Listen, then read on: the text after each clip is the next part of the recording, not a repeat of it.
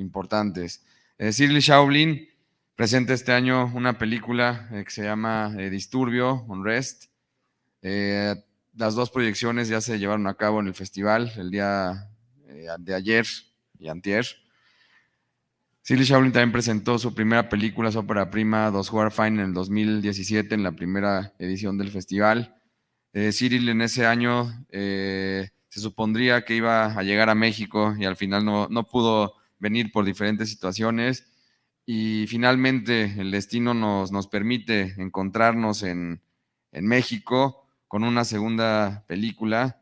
Cyril ha estado absorbiendo de muchos lados la ciudad, a los jóvenes, la posibilidad de compartir la película y platicar con el público. Y hoy pues, nos honra con su presencia Gabriel Herrera Torres, a quien muchos de ustedes conocen porque también es profesor aquí en la Universidad de la Comunicación. Y Gabriel ha presentado también su trabajo más reciente en el Festival Black Canvas. Incluso en la primera edición del festival, si no me equivoco, Gabriel ganó el premio a la mejor película, How to Reach God Through Proper Exercising, una película que de lo último que filmó, junto con otra película que fue su tesis, sí fue About tu tesis, ¿verdad? Al revés, How to Reach God to Proper Exercising fue su tesis, y About fue una película que hizo un poco antes. También tuvimos la posibilidad de presentarle en Black Canvas en aquella edición. Y bueno, pues Gabriel acaba de terminar de filmar su ópera prima, Ana no quiere que la vean bailar, y al motociclista no le cabe la felicidad en el traje.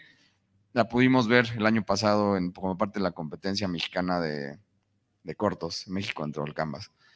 Pues bueno, estoy contento de tenerlos aquí. Muchas gracias por prestarse para esto, y empecemos esta plática. Gracias. Gracias.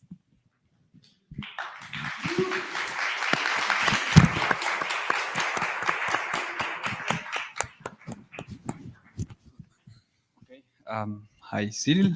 Hello. Hello.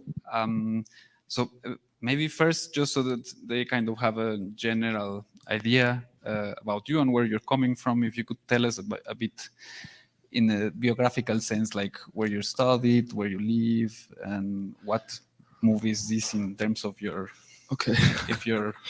personal. I never know what to say in such moments. I know. I will try to say something. So I was born in Zurich, in Switzerland, and that's where I grew up. And I think I started making the first film when I was like 11 years old. And then I just didn't stop. And I studied Chinese after finishing this high school. And I went to China for 2 years. And then I went to Berlin to film school to study film. And then I went back, made the first film, and now I made the second film. I hope this helps. Yeah, The it was idea. like a general overview, just so that they know where you're coming from. Yeah. And this is your second film, but you've also made several installations and short films, right? Short films, yes. How much? Short films which were shown in also museum contexts.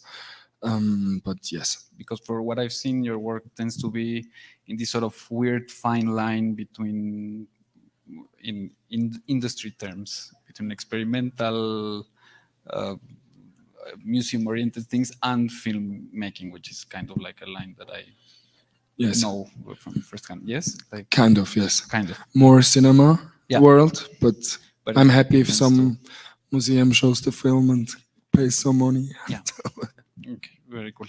I don't know. I was very happy to be invited to do this, although I've never done it, because I told you already, I watched your first film a few years ago before I met you. And actually, when I met you, I didn't know you had directed that movie. And then afterwards, I realized, oh, I met the guy who did that movie. And I was like, oh, wow. And I really liked it. I remember it was one of those movies that year was like, oh, yeah, this is why I want to make movies. Yeah, I remember you told me it was really nice. Yeah. I was happy to read it. yeah, no, it's a film that I find really interesting, and that I think it develops really organically and really nicely into this new one. And somehow always when you start to see more than one work from one person, you start to notice a lot of things maybe. So I would like to maybe further on in the conversation kind of talk about those connections. But first, let's go for what we're here for, which is Unrest. I personally feel it's a really interesting film, and very unique, with a very specific like position and film language and ideas, and it functions differently than most of the films that we watch, which is something I really appreciate. It doesn't slap you in the face, but also is saying so much, and is so full of ideas, and so full of ideas that are simultaneously like discourse and at the same time are filmic ideas. And I really like how these two things connect. So about that, I mean, first I would start for the asking you about the main thing that comes out. I'm guessing you spoke about this a lot by now. That has to do with this, the core idea of the film, that is this relationship between time measurement and the birth, or kind of the like a weird paradox of the place where, or a moment where anarchism is born, as this political social movement that has to do with a sort of release, get free of state, self-organization, etc. Versus the birth of the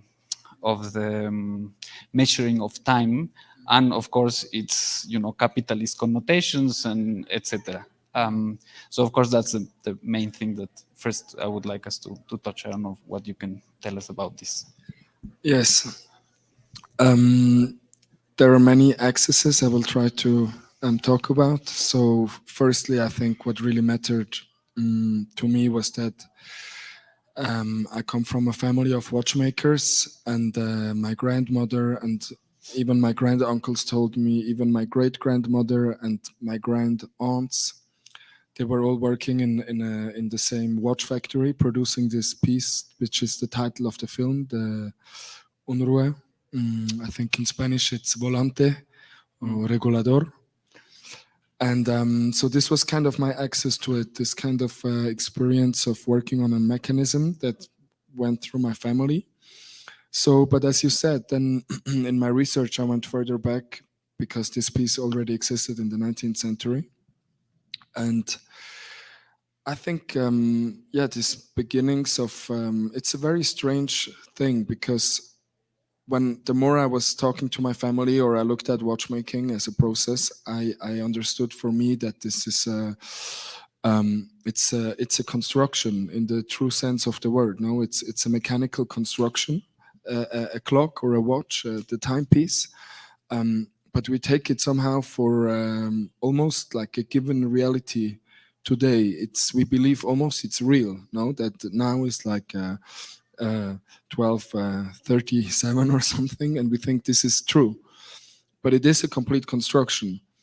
It's a mechanism, and I think this is interesting because the beginnings of capitalism are also, of course, a construction. They are a made-up thing, and which also we have maybe integrated so much that at least for me it's very hard to come up with a different option right now. It seems so overly ultimate somehow, but so that I was interested in this connection of making up a mechanism in the sense of like a machine, like a watch, and at the same time it's the beginnings of early industrial capitalism.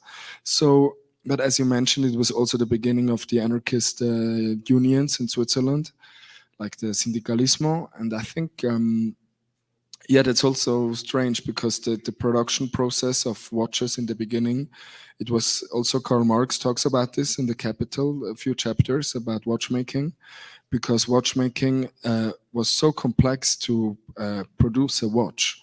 So you had many different pieces, like 218 different pieces that had to be produced, or like working steps. So it was in the beginning of the watch industry, it was not possible to make it all in the same building.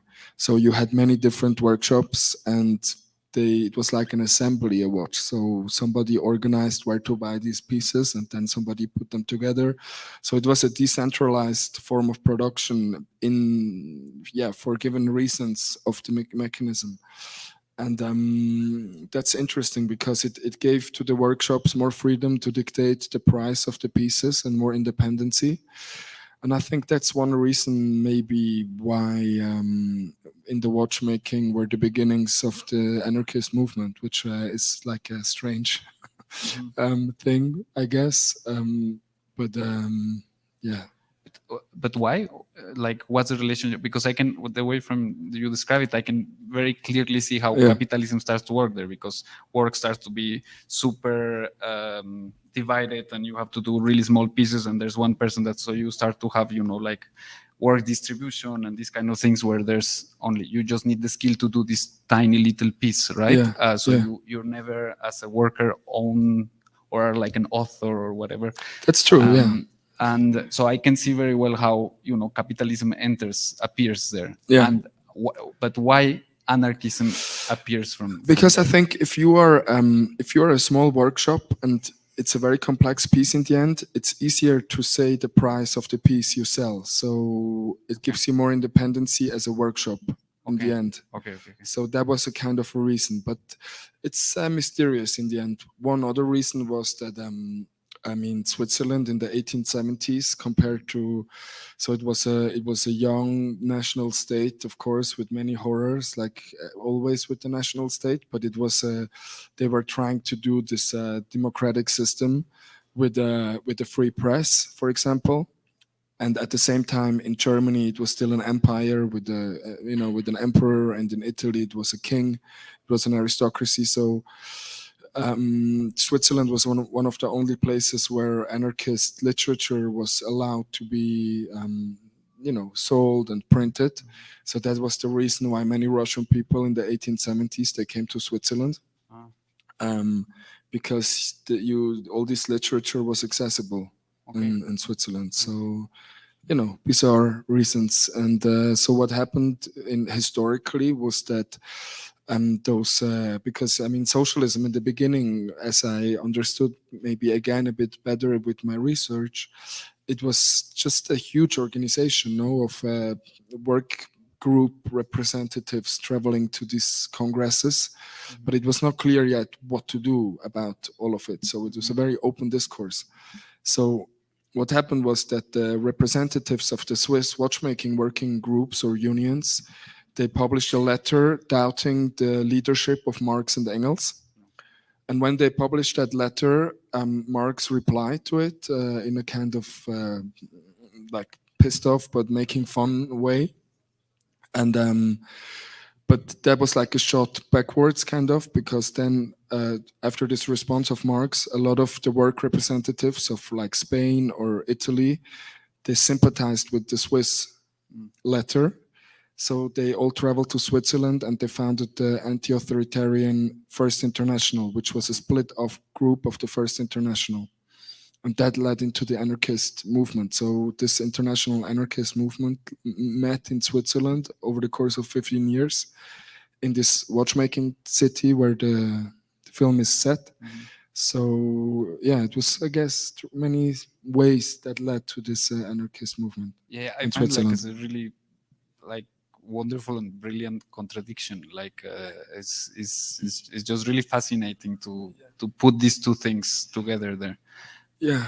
Also, maybe I must add, because historically, people now think anarchism has these projections of like chaos and craziness.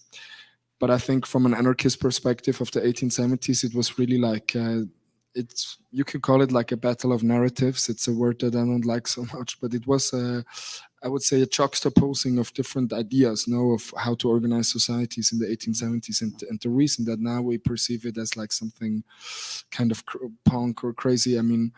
It's like it's strange because in the beginning it was a really serious movement, of course. Yeah. About like related to all of this that I wanted to go back. There's this in the core. There's this. You said at some point you said the word mystical, which I don't know if you like or not, but there's I like it. Yeah, very good. And there's a really interesting thing when it comes to this, making material something that is by definition, or it normally is treated as something completely immaterial, and this kind of charges the film with a weird. It's very atypical for a film that is so well informed historically, and at the same time is always somehow floating in this weird, almost. I feel it's almost like a sci-fi movie for moments, simply because you have this connection between all these elements that are immaterial, centrally the time, but there's also something about anarchism that has to do with like the fact that it never really managed to, to survive as a structured movement, and contrary to the watchmaking and capitalism and stuff. And I find really interesting this thing, because in something super punctual and historical and etc., it's at the same time charged with a very weird and weirdly naturalistic at the same time, like electric charge of something mystical. Is that something that you've thought about? I guess so, but it's really interesting to think about it now, as you say it, because it's something that is very, mysterious to me still. I mean, what you're saying, and it's true, and I think it's something that I was really interested in. That this, you could call it. I mean, or there is one book that I like to read for preparing this film. It's called Imagined Communities by Benedict Anderson, and he talks about the beginning of nations in the 19th century. And so I think this idea of like to imagine, that a nation is an imagined thing. It's not a. There is It's a fantasy. Yeah, it's a fantasy. It's a mythology, and so that was for me the question, because I'm really suspicious of the idea of a nation, of course. But I wondered, why do people believe it? What happened in the beginning? So I was interested in that. What did they do? And what happened in between them when they were doing it, when they were doing these rituals, like singing the national hymn, which was freshly created, and some poet wrote it, and then some people would sing it. I mean, so how would they look like when they do it? And but of course, the film also shows this imagined community of the anarchism trying to build a community. But it's, as you said, it was a time with very clear material stuff like clocks and flags, and but at the same time it started to be, you could call it mystical, transcendent territories of existence, where you start to believe that the world is like this, like that we live in a government, like under the rule of a government, we are part of a nation. But it was important for me not to kind of sort of fictionalize it, maybe, or connect it to an idea of a fiction, but just to show it. And while it's happening, look, maybe it sounds strange, but at the margins, or what happens when people were doing it simply, what is happening there? Like, how do they look at each other? How do their hands fold each other? Like, what's happening? Like a curious, like an open glance, maybe. Yeah. That's right. That I connected with something there, but I lost it. I'm guessing there's also something about making as material as possible social structures to kind of create some kind of weird sense of stability or identity or whatever, which leads me to something that happens, I've noticed in your previous film and this, and in some of the shows I've seen, which is a very weird relationship between structure and people, and the film structure and the way people behave. Yes.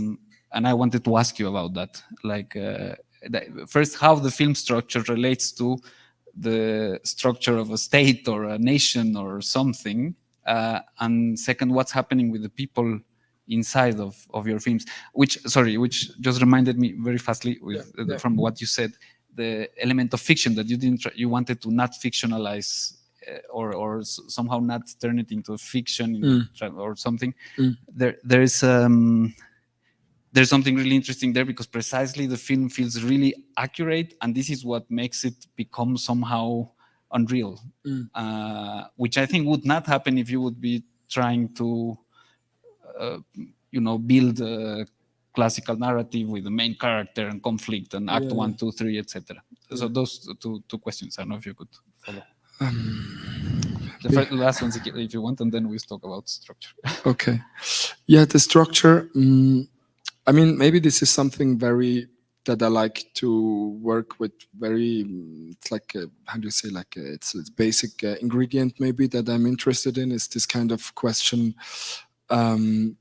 So you have a given structure, no? When, for example, in the first film, when you go to a bank and you ask for money, it's a very clear. And you go to a bank counter desk and you ask for money. It's a very clear structure. It's very simple. So you have this clear given thing, but on the other hand, you have a human being, a body, who is doing this, and it's always different. If you do it or I do it, it's different. So I think this kind of distance of having like this biological existence, and to be in a structure or a system or many systems given by this capitalist organization that we are living in, it's really crazy, like we do it all the time. We talk to the bank, we go to buy train tickets, we do a lot of stuff, that is like a plan given to us that we are executing constantly. And I wonder sometimes why we do it, why we just don't go shout or, go crazy or jump around or whatever we do, especially in Switzerland, which is like maybe one of the peaks of capitalism. So yes, I think this distance is something that I find really tragic, but also funny, it's something in between. Yeah, you have a very weird specific sense of humor. I guess comes so. out through this contrast, I think, precisely. Yeah, I guess so. Yeah.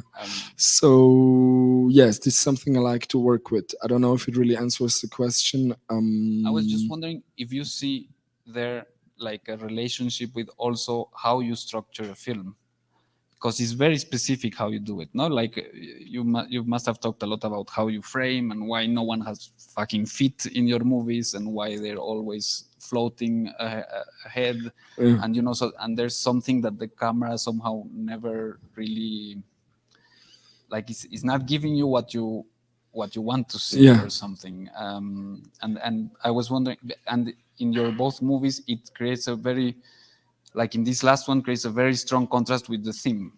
Yeah. Like the fact that this is ordered like this, and this incredible like tableau vivants, or I don't know how you call it, that you make. Yeah. And I was wondering if you, or like when you structure the movie, how do you order these things in relationship with the topic? I don't know if it's too vague of a question. No, it's connected to maybe what I've just trying to say, that it's very important for me to have a very clear prepared idea of what we're going to shoot camera-wise, and then within this, I'm happy to see what happens, and anything should happen or could happen. So it's an invitation to people. I mean, I don't work with acting people, but like friends of mine, or for this film, watchmakers or farmers or truck drivers. And so they're not actors who prepare really for a scene. They're just people that I like to be around with. And so we talk about some text and what's going to happen, but we just look what's going to happen, and anything could happen really. So it's an invitation to this maybe fragility of human body experience with language, what you know, what's going on. So it's very open and fragile and unplanned. But it's, of course, as you said, in strong contradiction to this very made up image. Obviously made up, I hope. Very, it's something I also wanted to touch. But first, to get there, all of this creates a weird thing that happens, I think, also in both of your films, that has to do with a kind of violence, which I perceive it a lot, and I have, from talking with you a bit, I feel that is something that you identify a lot with. Could you talk us about this? Could you tell us about this a bit? Yes, I think it's there are many words maybe for it. You can call it like soft violence or soft power, or which in Switzerland is really crazy. I think it's a lot of like policemen in Switzerland. They are often really kind, but they're so powerful because they're policemen. So this for me is very it's also funny and crazy at the same time, or tragic, especially when I asked my family who worked in watch factories, like my granduncles and grandaunts who were still alive. I asked them, so what was your relationship to the owner of the factory, to the boss, and they said to me, yeah, he was such a nice man, so much responsibility. He took care of everybody. Yes, it was a very kind person. And I thought, like, that's crazy. I mean, he earned like 60 times more than you per month, and you had to work like without holidays, and it's crazy. But I think this kind of soft aggression is much more efficient than brutal aggression in the end, which is like a diabolical trick or something. Yeah, nothing in your films feels confrontational. In a way, like and this thing. Really, but still, it's horrible. What's happening? It's horrible because you precisely perceive that. So that's really interesting. Related to this, I thought maybe now the first clip could be good. I think it expresses good this kind of violence.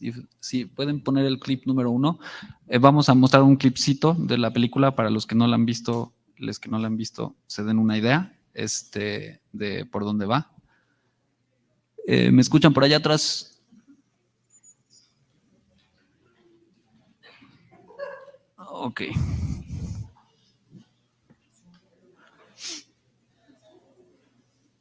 Okay. I cannot see a thing.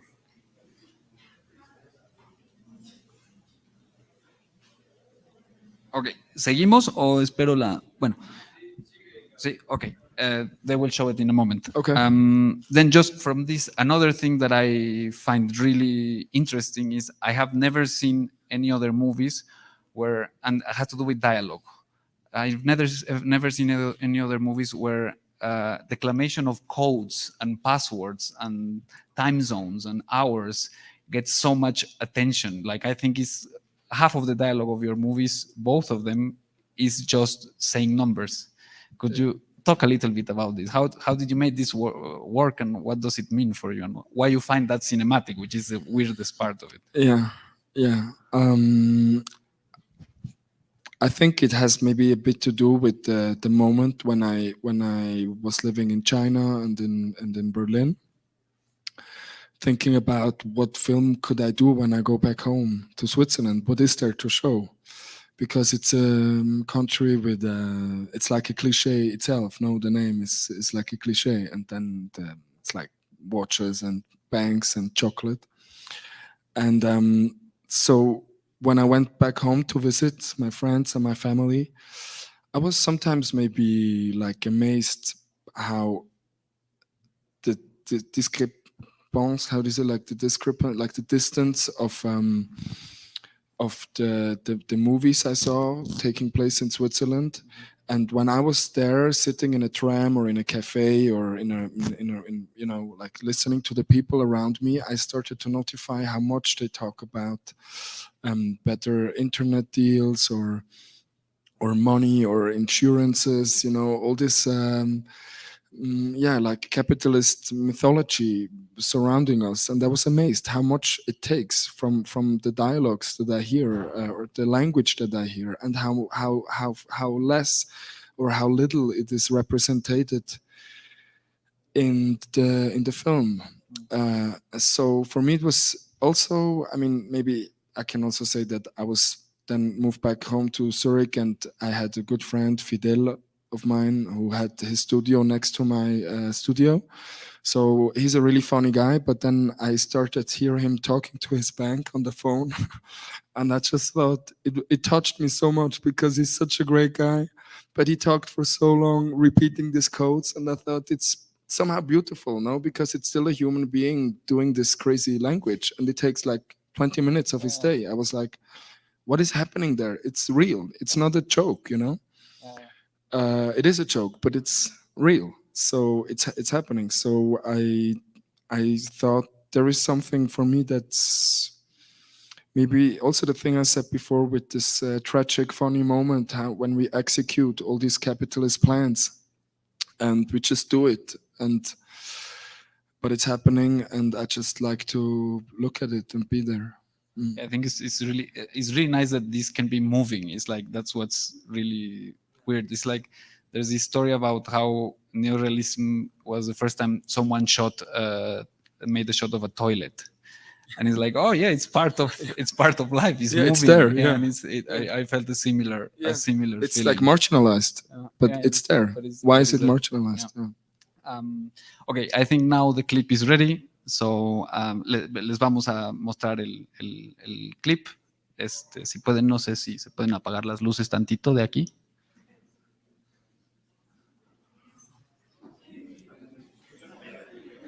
¿Sí está listo o seguimos acá?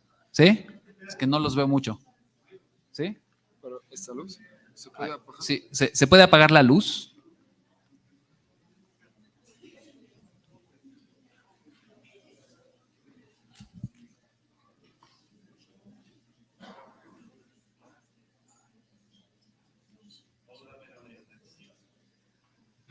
Gracias, Pau. Ok.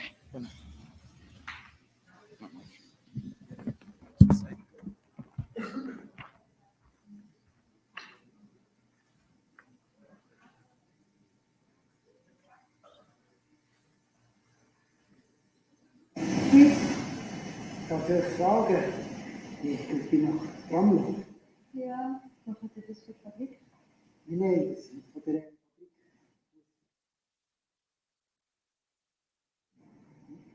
Und welchen Weg hätte genau gedacht zu nehmen? Alors, on allait prendre le petit chemin de travers. Und dann direkt oder hinter dir? Ja, direkt. Direkt, ja. Heute mir das bitte, was ich dann dokumentiert, zeichne. Ja, selbstverständlich. Wenn ihr das Dokument ausgefüllt, vollständig ausgefüllt abgebt und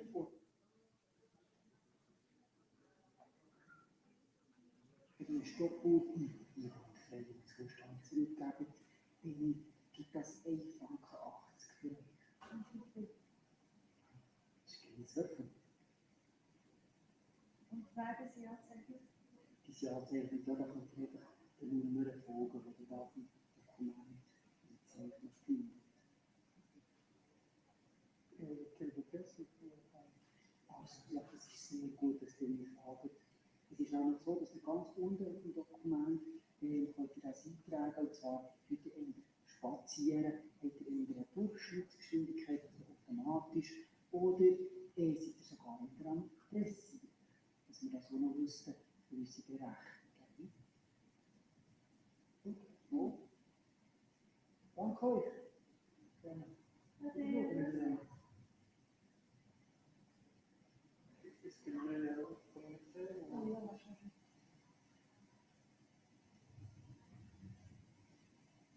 Beispiel ist?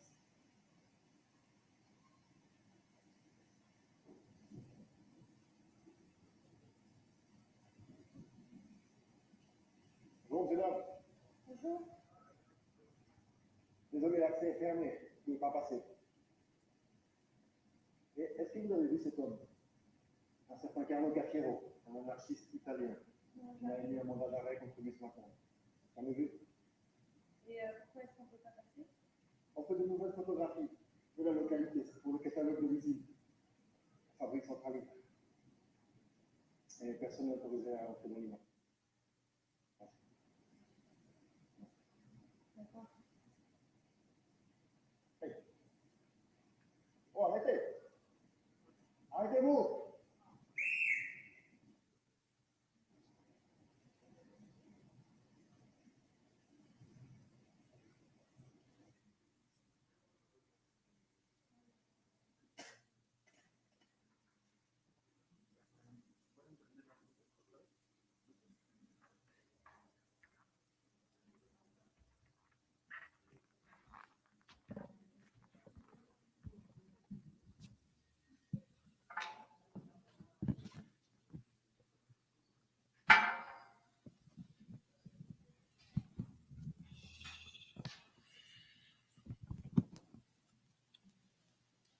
Sorry.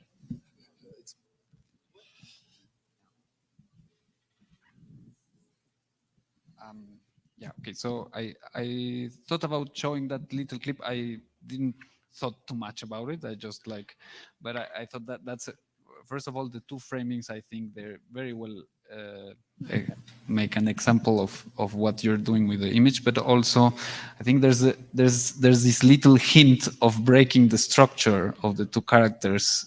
There, it's like it's the only moment where they pass over the cop.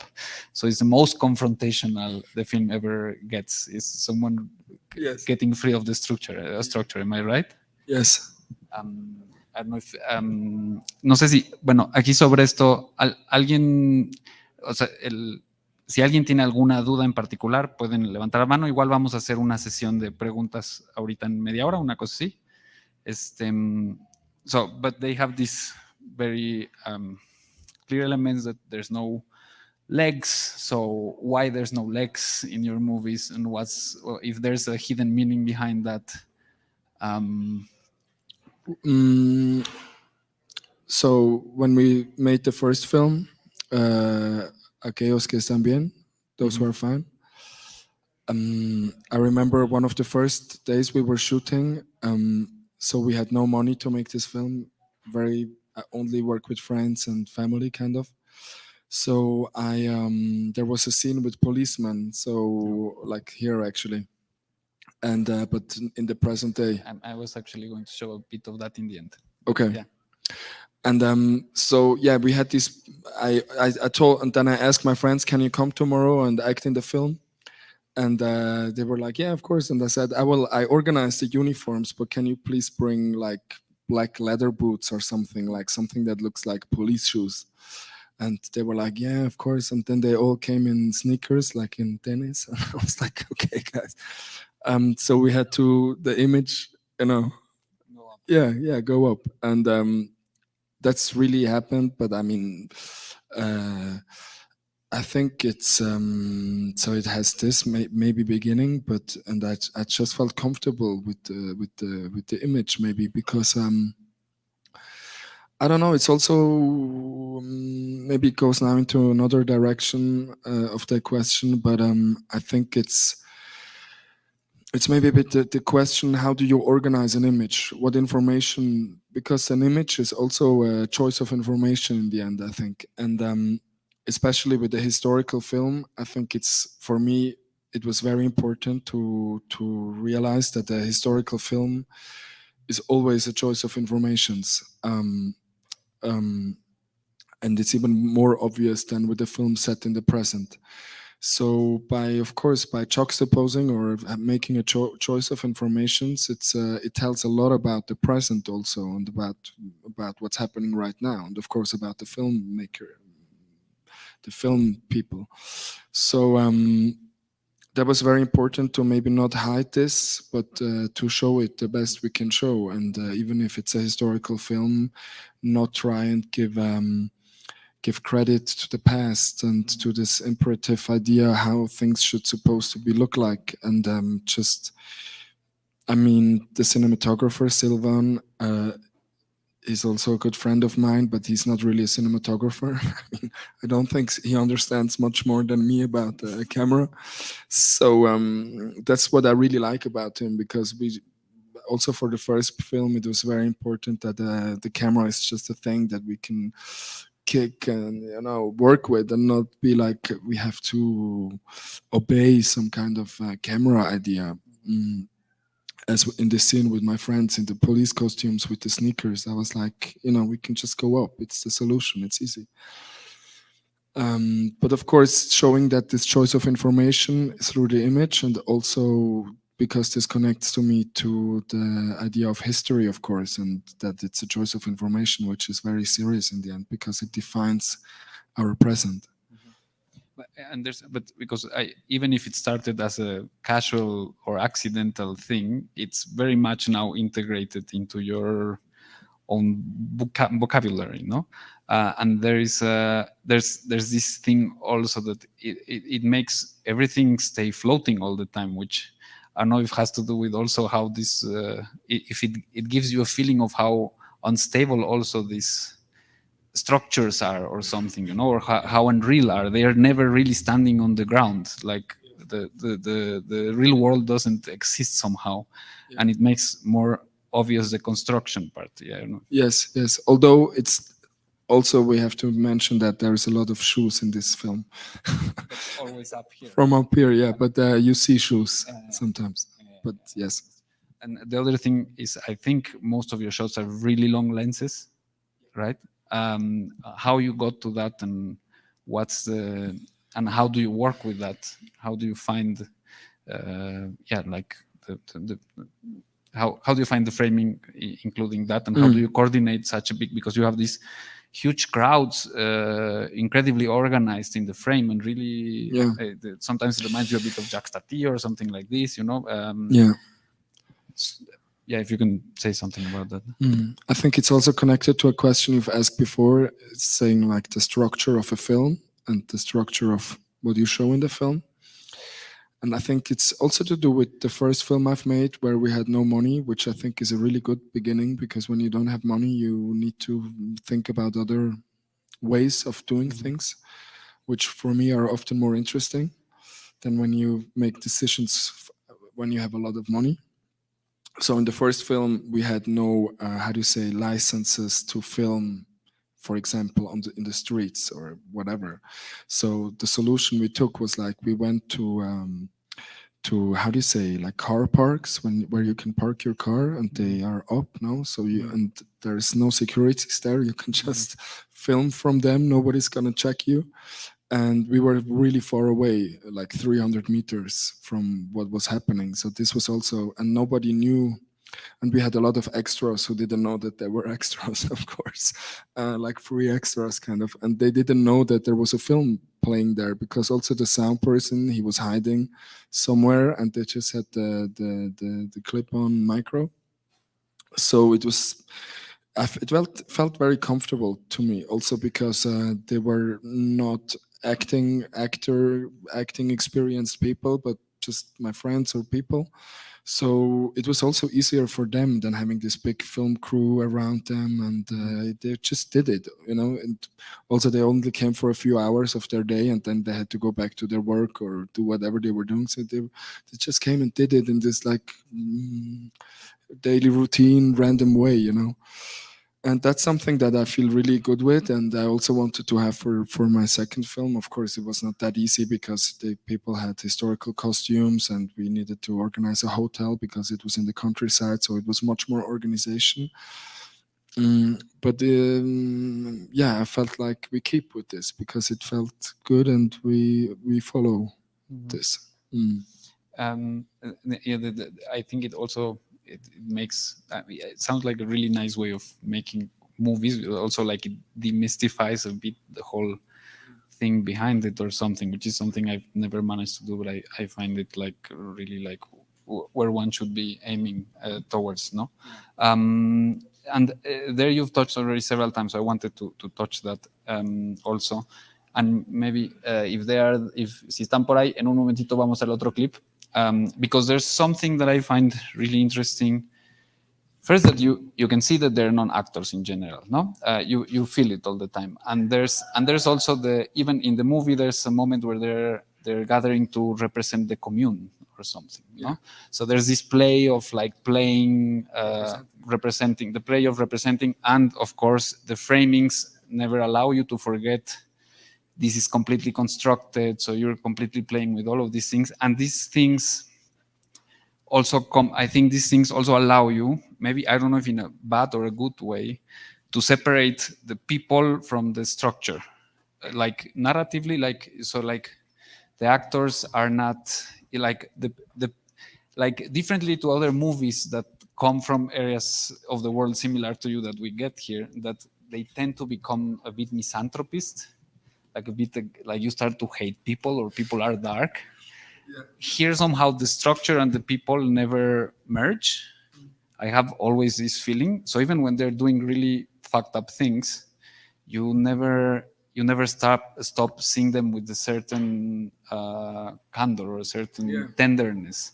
And this somehow I think comes also from the fact that you also always feel that these people that are playing there are just your friends and stuff, and that behind the time of the movie there's a real time that took making the movie and things like this. And maybe I'm wrong, but you show it in these very small, ridiculous, formal things that you do, but that I find really fascinating, like that the close-ups and the long shots, they rarely match.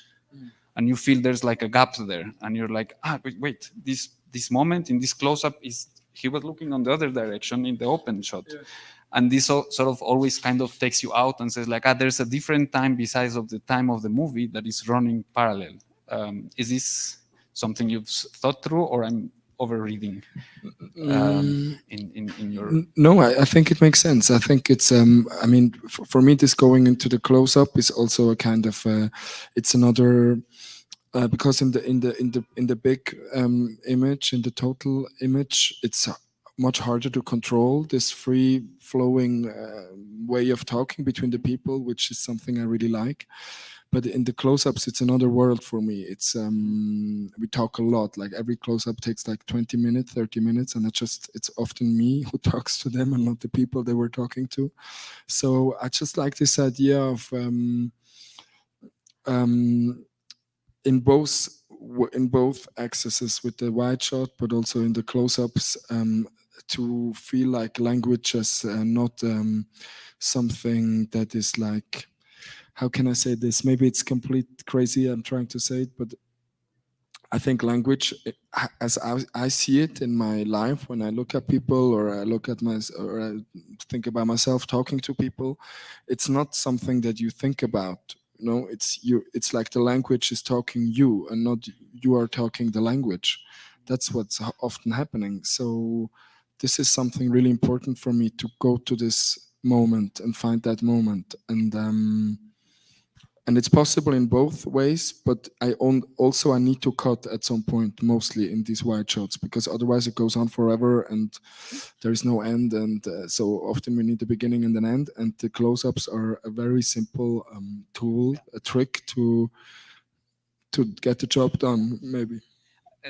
That thing that you said, that the language talks you and not you talk the language, is actually really beautiful way of putting it, because that's actually the whole movies are a bit like that, no? Like the structure talks them, not them talking the structure. I wish so. Yeah.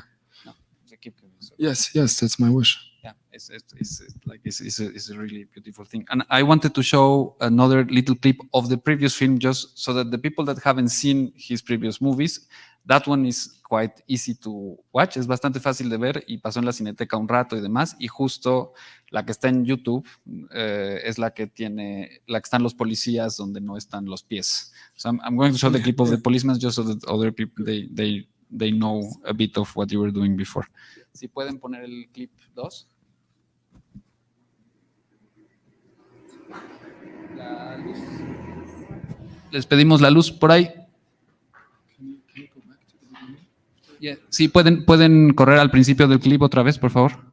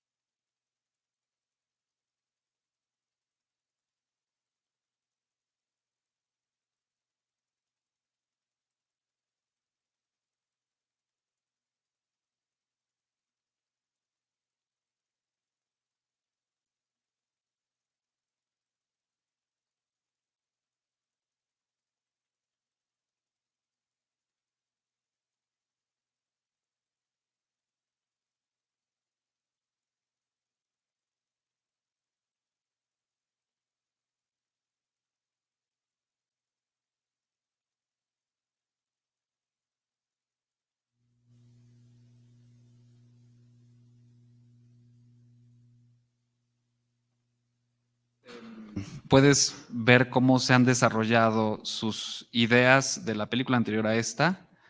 Se muestra, I think here you can feel this thing of the close-ups a lot, which you later developed more in the second one, and I find really interesting this. And this that you said that they're like two different worlds, I really like it. I feel it. And also something that comes out in both of your movies, which is this very, this fantastic sort of language jokes that have to do with now in this movie there's always someone trying to remember a film that they watched or the title of a movie they watched or I think there's an exhibition and it's like every 4 or 5 scenes there's one like this, and in the other one there's all of these in the Unrest there's all of these great sort of absurd jokes, like in the clip we showed that like, oh, how should we walk? If we're going to measure or walking from here to there, how fast should it be? Should we throttle? Should we, or this marvelous idea of the city with 5 different time zones and how this starts to affect the performance of someone reaching to something else. And I think a lot of those function a lot because of how you're using repetition. Is it something you have thought? But not. I don't talk specifically about repetition. First, about how you come to these jokes or where this thing came. I don't know if they're jokes, sorry, but these little ideas, and how do you structure them in a film? That's something that I find really interesting, also. Yeah. No, I mean, they are supposed to be jokes. I'm glad you see it that way. And I think, I mean, that this kind of repetition of the same sentence, it becomes like a joke, and I don't know why really, but it's like, but sometimes it also happens with friends. No, you start to say the same thing, and it's funny, and you don't really know why. But I also think that that it gives that maybe it helps a movie or this, you know, these films to give it a certain recognizable moment, whereas many other things are just floating.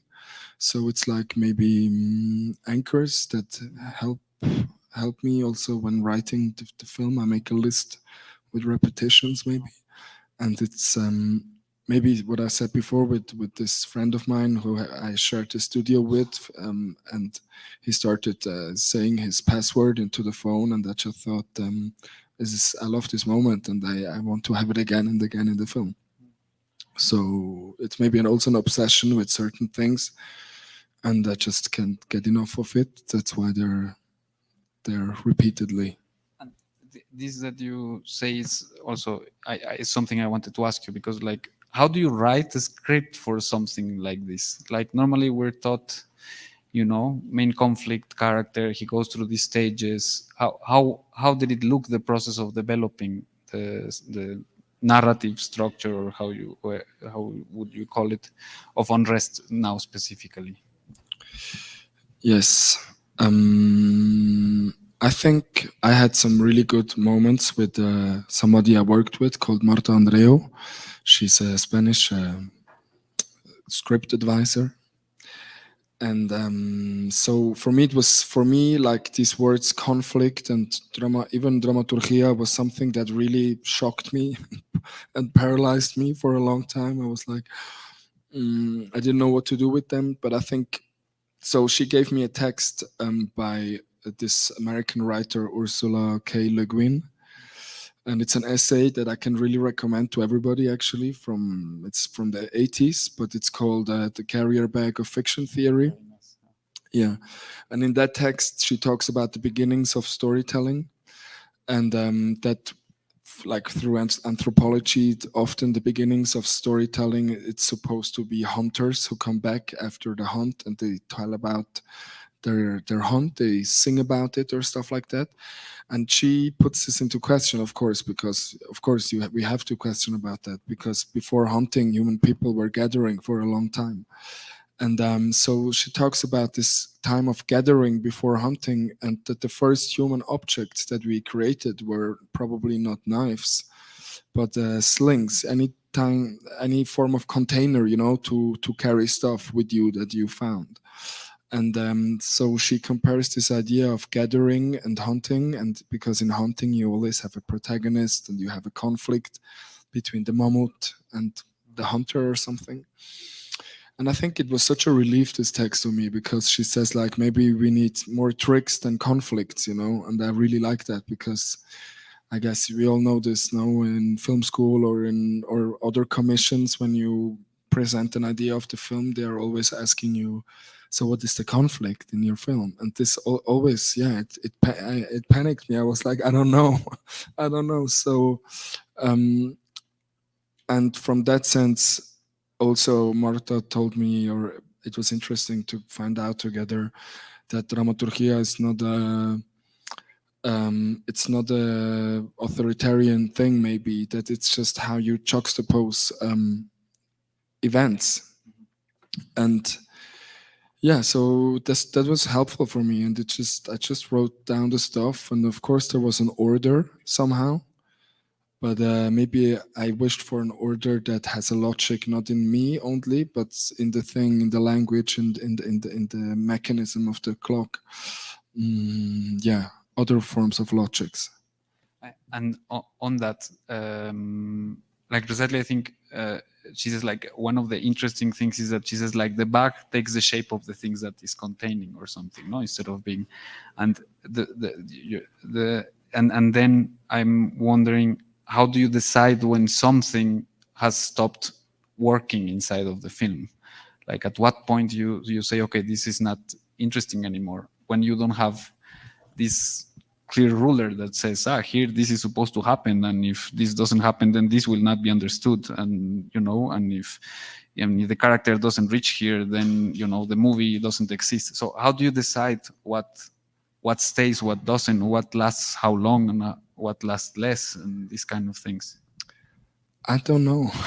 I have no idea. It's just, but I know what you mean. But I think my wish is that that before starting even to film, that there is like everything is already a failure. You know, it's like I want to put the failure into the center, kind of, and so we cannot really fail somehow, because I don't know if that makes sense, but I think it's just everything is possible when we start. And of course, I'm super nervous and everything is crazy, but I think it's like because it's an inviting thing. I see it like an invitation. So what can happen is, of course, that somebody gets sick or they cannot come when we film or something. But the other thing, I think they just sort themselves out. But it needs a lot of attention and focus. But no, maybe I can say one thing in Unruhe in this film. I mean, there was the scene that in the beginning, he comes with a suitcase. You know, he walks around through the city with a suitcase as he was just arriving in this city, in this town.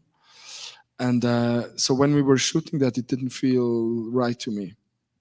And I didn't know why. And then we had this talk about it, and we said it's like this kind of idea. Somebody arrives in a town with a suitcase. It's really a citation from so many films in the beginning of a film, and it's maybe not helpful for the film, because there's no other such scenes which are like, now somebody arrives and then something happens.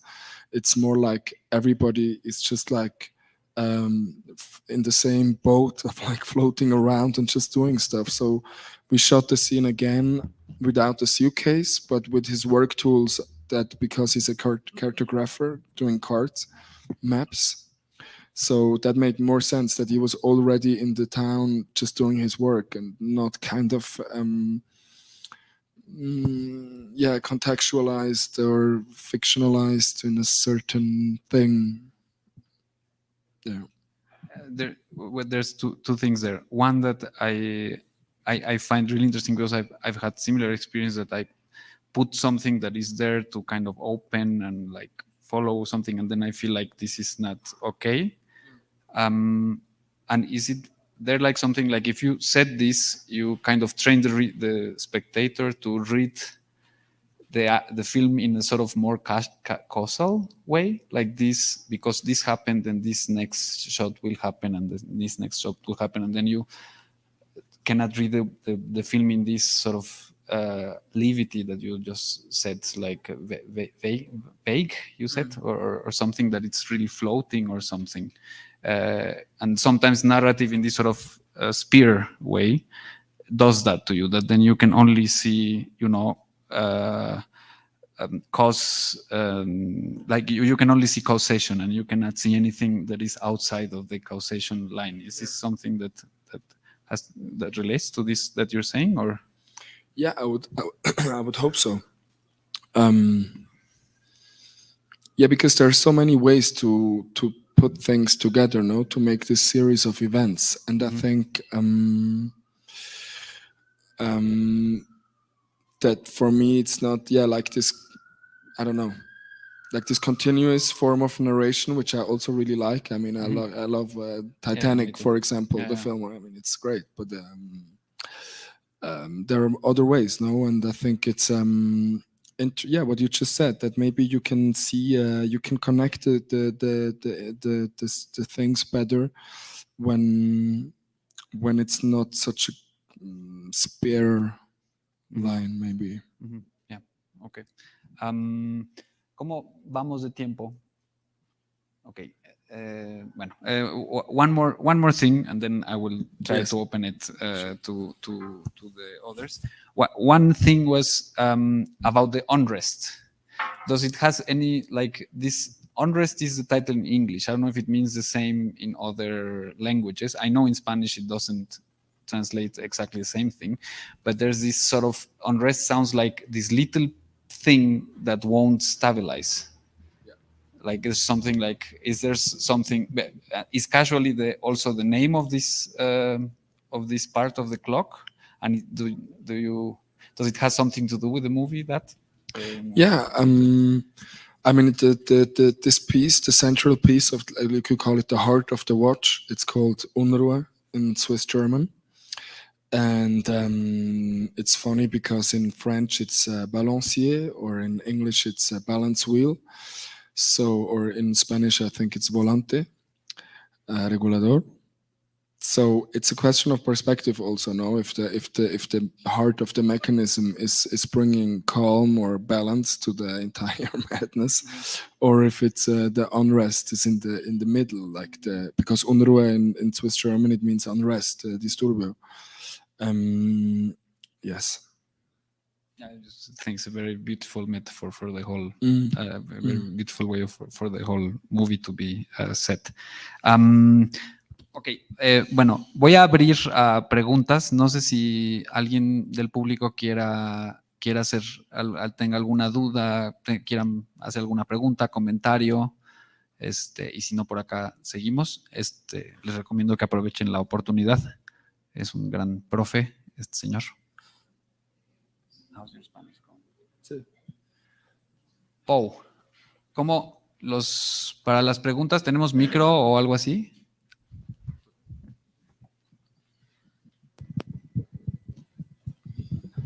Hi, hola. Well, my question is about your formal decisions. How do you, to both, how do you think in pre-production about your formal decisions and how they are developed, especially in camera? Yes, thank you. Well, I mean, it's a very physical thing, I think. We go and travel. For the first film, we went for long. I think the car or bicycle is very helpful for doing it. We just drove around the town, Silvan and me, the cinematographer, in Zurich for the first film. And sometimes really randomly, we found a place that felt good. And we made pictures there, and we just had many pictures that we could use. And it's the same with the second film. So we traveled through so many villages in this area. And it's funny because I think the images that we were looking for, it's like you need like a Google 360 degrees point of view. You take one step and then you look around yourself and then you take another step, because it's very specific. I think these images that feel right to us or to me. And yeah, so it's a lot of walking and walking and talking and spending the days. And also drawing. I like to draw. And yeah, then we just find it in some way. But it's, as I maybe said before, it's very important that for us to have a clear, prepared idea, because then everything else can go crazy. But this is kind of important. I mean, there are exceptions that suddenly we say, okay, there it's maybe better. But it feels good to be prepared for this. To me. About this that you're saying, that's one thing that I find interesting that I did wanted to mention. You have a very clear idea so that you can have a lot of freedom, right? This is a way, like you have a very strong concept. You know, I like non-stability, unstable stuff, but I also like stable stuff. So I mean, it's a question of measure, And to do that, you kind of have to create like very strong concept or something, right? Or how do you do it? Yeah, it just feels good that we know the frame in the morning when we go there. And then you allow, and this allows then everything can happen. Okay, that's, and just sorry, around that also has to do with this. I wanted to ask you, how's the relationship between the script part, the scouting part, the shooting part, the editing part, and the sound part? Like how all these elements, you know, have dialogue between them.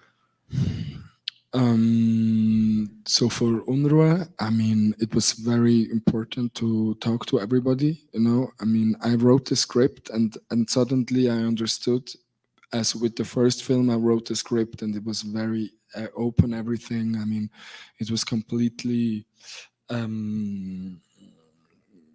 random who was in the film playing, for example. I just asked people, can you come next week? And then the people who matched, they would take those roles of those people. But now with the historical film, I was suddenly aware, okay, if I write down the scene of a telegraph station or of a watch factory, people will start to do it for real, you know, and organize it. So I was like, okay, this is very important that I choose, that it's clear, because I cannot change, you know, 1 week before the shooting and say, oh no, we don't need the telegraph station. And so it all played together, and I think it's for me to imagine the film or to write the film, it was very important to do early location scouting, and of course do it myself, because I could never let it do anybody else. Yeah, to have ideas how it will look like, you know, this what I'm writing, and what could happen in those situations. Yes, and also with the sound, we talked a lot. It was really nice with Miguel. And the montage in relation, how do you edit in relationship to the montage? The montage is I And edit relationship with sound also. Yeah, But the montage I like to do it myself. Maybe it's a control freak issue, which I think is okay because it's easier now. I mean, but no, I like to edit, and it just works itself out. It's like for me, it's not really something. Oh, I have to make big decisions. It's just there somehow. It's what we have is what we have, and it's the wide shot and the close-ups, and I just look at everything and I put it together. It's maybe one of my favorite times because it's very easy. I like to do it yeah. ¿Quién tenía la siguiente pregunta? Perdón, que por allá. Gus.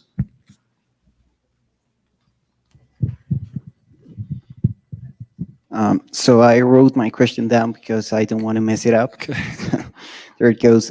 So my question is, how does film coexist with such determinant historical events? And because it seems that historical cinema always has to imply a competition between history taught through the academy and personal or even family history. So how do you deal with that, the competition between both the academic history and maybe your personal or family history? Yeah, that's a really good question.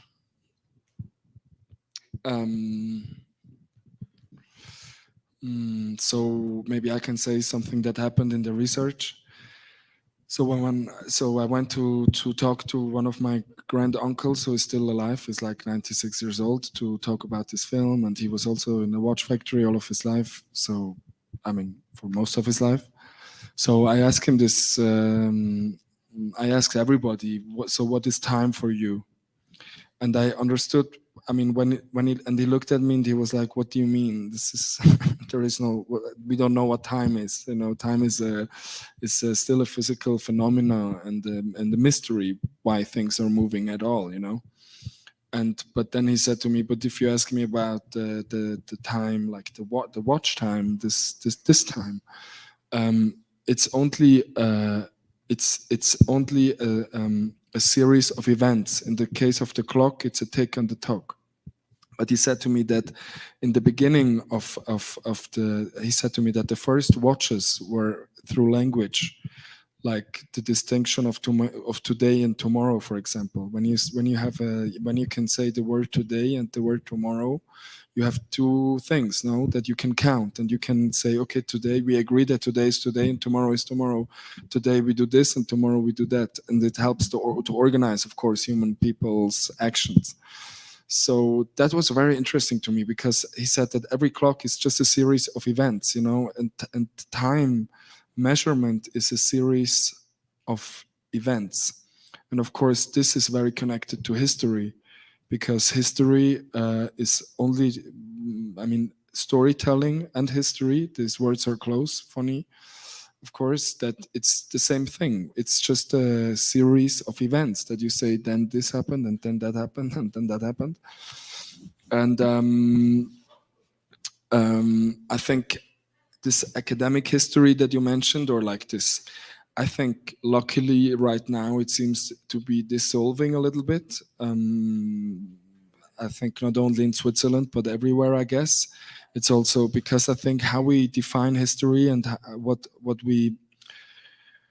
what we put a focus on in history is so much more and more defining the situation of the present in a very political way. Of course, the situation of women in Switzerland, which, I mean, this very trendy word right now with care work, you know, this question why did women never get paid in the last hundreds of years for caring about children and bringing up children, and men got paid for doing work in the factory somehow.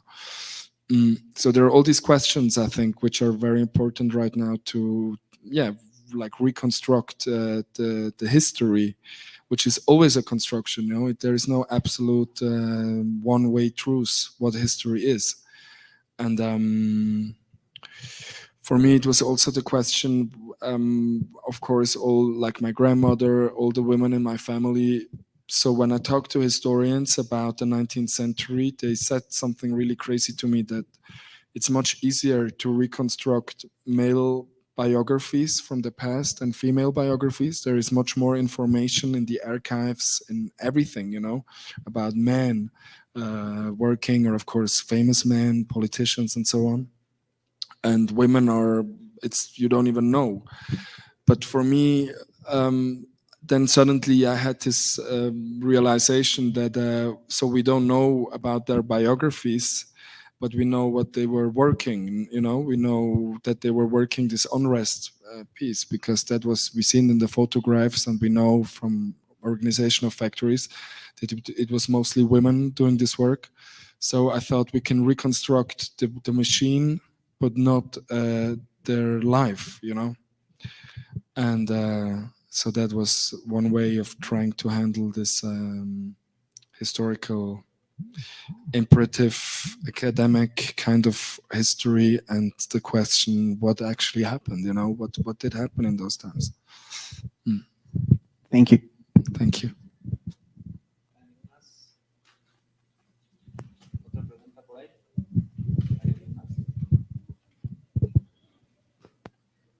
¿Alguna otra pregunta?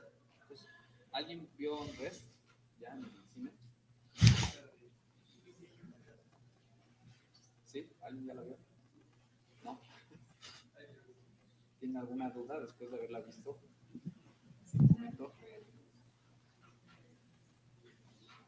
Okay, while they decide to give the next one, I wanted also to ask, how do you manage to get funding for something like this? Like, what's the production way to reach? It's very hard to get funding. It's even harder when you're doing something that is not following you know what I mean? Yeah. I mean, the first film, so it was maybe this Filipino director, Love Diaz. Maybe some of you know him. He was a teacher in my film school, maybe one of the only good teachers, or maybe the only one. So he gave us this class, and I watch all of his films. And it's a long time ago. I think it was 2009, so he was not so famous yet. So we had to make a scene and, you know, shoot, and it was really good. So we spent a lot of time together, and we drank beers and stuff. And I think he knew Switzerland a little bit. He showed a few of his films in Swiss film festivals, and we talked about my first film, and he made me promise to him that I will produce my first film by myself and not with funding. Really, I mean, not with a lot of, which means don't work with a production company, try to produce it yourself. And he knew that I will not get any funding, because you don't normally find funding if you produce your first film by yourself. So that's what I did, and everybody thought it was crazy because they thought it's not possible. And I mean, I had to work in a hospital 9 shifts and as a gardener and doing all these stupid jobs. But somehow we did it, and that we produced the first film. And then it became, I mean, we got a little bit of funding, 60,000 francs, which in Switzerland is not so much, but of course it helped us a lot. It was like an experimental fund that only we could get. And then the first film was released in the cinema in Switzerland and made like over 11,000 spectators, which for cinema is quite, for Switzerland it's quite a lot. and everybody was super surprised what's happening, and we had a good festival run, blah blah blah. So it allowed us to produce the second film with the same company that I created without even knowing what the company really is supposed to do. And yeah, now we have this company, and so with the turnout of the last film, we just found it was easier to find money. I didn't have to explain so much. But I think if this would have been my first film and I would have tried to find money for it, nobody probably in Switzerland would have given it. I don't know. Okay, very, very, very cool. Very cool that Love Diaz forced you to not to shoot like that. That's, that's thanks crazy, to Love Diaz. Crazy, great advice. Yeah, Yeah. interesting. Chicos, ¿alguien más? ¿Una pregunta? ¿No? ¿Qué tal, Alex? ¿Le seguimos o vamos cerrando? Well, if no one else asks, maybe they will be less shy outside. Maybe we can start closing. ¿Sí? ¿Ya es hora? O es que no sé si ya me pasé, si voy atrás y no sé. ¿Sí? Okay. Let me see if there's some other thing that I think We could show the beginning of the film, maybe. That would be really nice. As an ending. Actually. Yeah. If you still have 5 minutes. Si tenemos 5 minutos, sería bonito que vieran el principio de la peli, en el Vimeo. ¿Sí? Entonces, si podemos poner el principio de la película.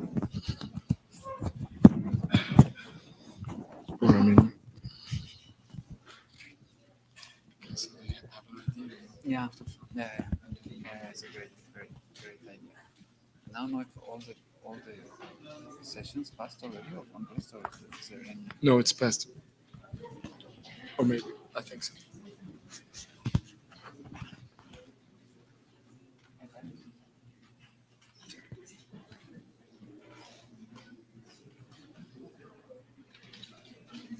Will you tell them to stop? To start or to stop? Yeah. Just when the credits come, no, the pre-credits. The first shot, the first scene where they're talking about the cousin. Yes. No, you think it's good, or I shall we think it's do a another wonderful one? scene. I love it. Actually, I really like it. It's a very nice scene. Or I was actually going to ask something about that. Maybe the end. We could also watch the end. Though what I showed was already very close. Yeah. But it's the only camera No. movement in the whole movie. Yeah. It's maybe. Your call. Or maybe the first 5